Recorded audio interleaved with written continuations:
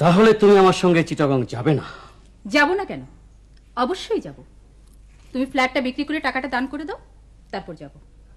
তার আগে যাবে না? না। এটা তোমার ফাইনাল কথা? এটা আমার সেমি ফাইনাল কথা। আর ফাইনাল কথা হচ্ছে এটা নিয়ে তুমি আর কোনো বকবক করবে না।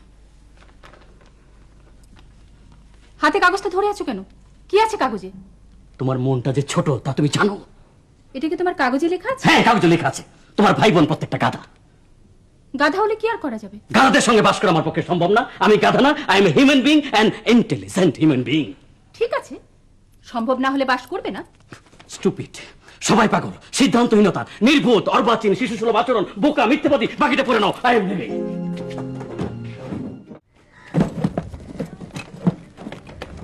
চলো। কই যাবেন স্যার?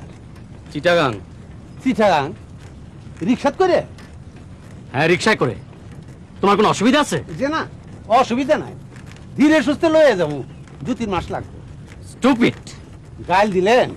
না, তোমাকে গাল দেইনি, নিজেকে দিয়েছি। আমি হচ্ছি স্টুপিড নাম্বার 1। পরিবারের সাথে ঝগড়া হয়েছে? ইয়েস। ভাই সাহেব, এই একটা জায়গাত গরিব ধনী সমান, পরিবারের লগে ঝগড়া আমার জিন্দগিটা বরবাদ করে ফেলছে। আজ ঠিক করছি রিক্সা হচ্ছে ট্রাকের সামনে পড়ে যাবো, তারপর যাও আবার হইব। এই আস্তে, আস্তে চালাও। আর আস্তে চালাও। আরে ধীরে সুস্থে চালাও। কোনো থামাথাম নাই। আজকে আপনার দশা আমার তো খাই গাড়ি।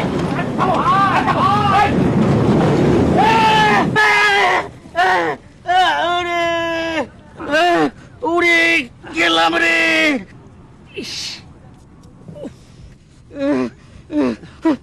তুমি দেখি ডেঞ্জারাস লোক।